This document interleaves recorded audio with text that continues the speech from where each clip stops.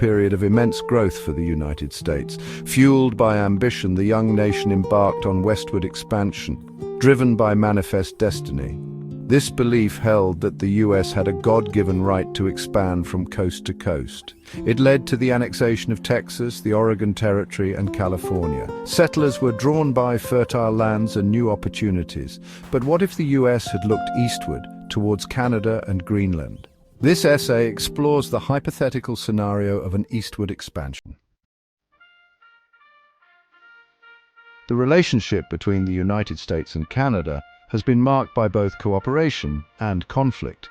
While the two nations share the longest undefended border in the world and have enjoyed a largely amicable relationship, their history is not without its share of disputes, particularly in the 19th century. One defining conflict was the War of 1812.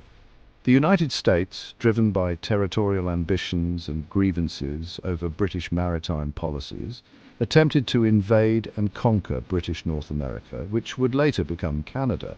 The war, however, did not result in a clear victory for either side. Instead, it solidified the existing border and, ironically, fostered a sense of national identity among the Canadian colonies, setting them on a path towards eventual unification. Another point of contention was the Oregon boundary dispute in the 1840s. The dispute centered around the territory that now encompasses present-day British Columbia, Washington, Oregon, and Idaho. The slogan 54-40 or Fight reflected the expansionist fervor of the time, with some Americans demanding the border be extended north to the 54th parallel. The dispute was ultimately settled peacefully with the signing of the Oregon Treaty in 1846, which established the 49th parallel as the boundary. The idea of the United States annexing Canada has been a subject of speculation. One possibility is through military force. The United States, emboldened by its victory in the Mexican-American War, could have attempted to conquer Canada. However, the British military presence in Canada posed a significant obstacle. Another scenario is through economic leverage. The United States had substantial economic interests in Canada. It's conceivable that economic pressure could lead to a political union. Lastly, a diplomatic solution could have been explored. However, Canada's growing national identity made annexation unlikely. Greenland, the world's largest island, has long held strategic importance due to its unique geographic location. Situated between North America and Europe, Greenland controls vital sea lanes and air routes, making it a coveted prize in times of geopolitical tension. During World War II, Greenland's strategic value became readily apparent. The island's proximity to the North Atlantic made it an ideal location for air bases, which the United States quickly established with the permission of Denmark, Greenland's colonial ruler. These air bases proved instrumental in the war effort, facilitating the transportation of troops and supplies between North America and Europe. The strategic importance of Greenland only intensified during the Cold War. As tensions between the United States and the Soviet Union escalated, Greenland's location became even more critical. The United States recognized the island's potential as a platform for monitoring Soviet activities in the Arctic and as a potential launchpad for bombers and missiles.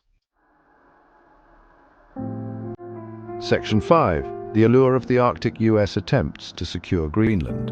Recognizing Greenland's strategic value, the United States made several attempts to acquire the island both during and after World War II.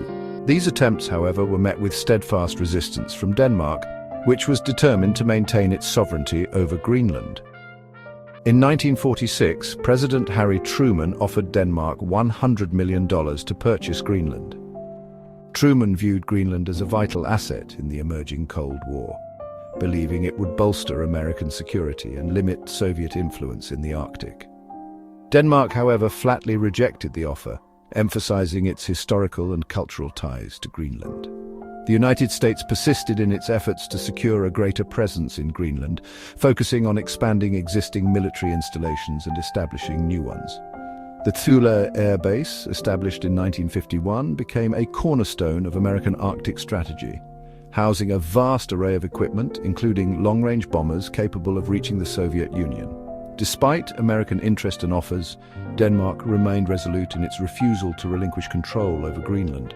The United States, respectful of its relationship with Denmark, chose not to pursue more aggressive options, such as unilateral annexation.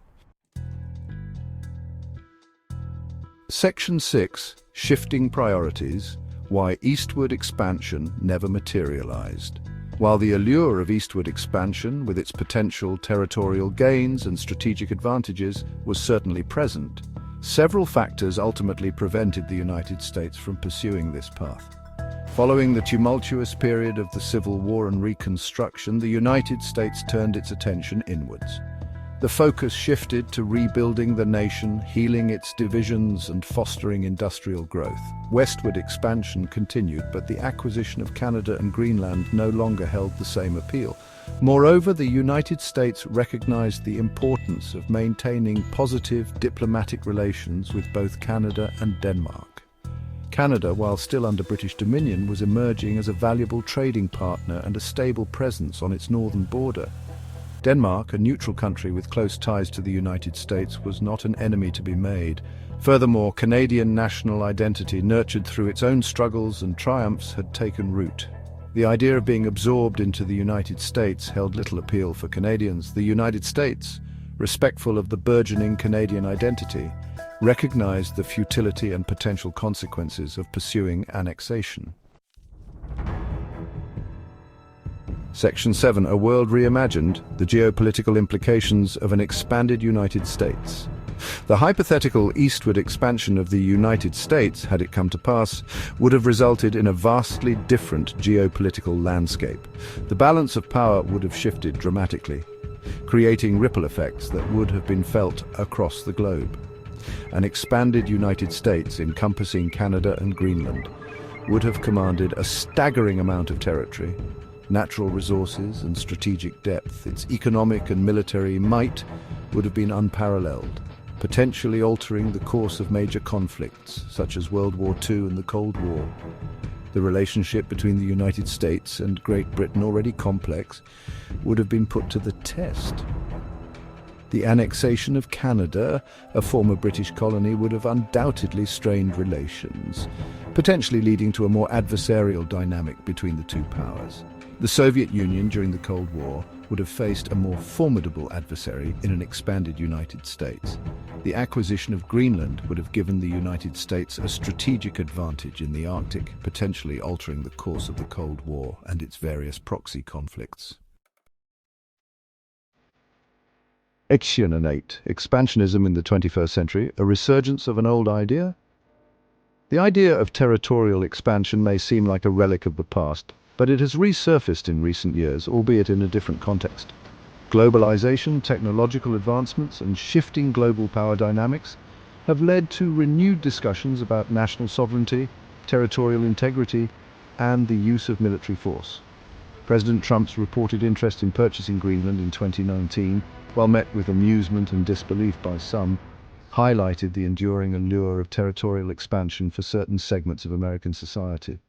While the offer was swiftly rejected by Denmark, it sparked a conversation about the motivations behind such desires and the potential consequences of acting upon them. The Arctic, in particular, has become an area of increasing geopolitical interest. The melting of polar ice caps has opened up new shipping routes and revealed vast untapped resources, leading to renewed competition among nations, including the United States, Russia, and China. Section 9. A Call to Reflection: Your Thoughts on the Future of United States Power. The hypothetical scenario of an eastward expansion of the United States offers a fascinating glimpse into an alternate history, one that raises profound questions about the nature of power, ambition, and the relationship between nations. As we navigate the complexities of the 21st century, it's crucial to reflect on the lessons of the past and to engage in thoughtful discussions about the future. Should the United States revert to its expansionist tendencies, or should it embrace a more collaborative and cooperative approach to international relations? The answers to these questions are far from simple. They require a nuanced understanding of history, geopolitics, and the evolving dynamics of the international system. It's a conversation that demands our attention, our critical thinking, and our willingness to engage with diverse perspectives. What are your thoughts? Share your insights and join the conversation.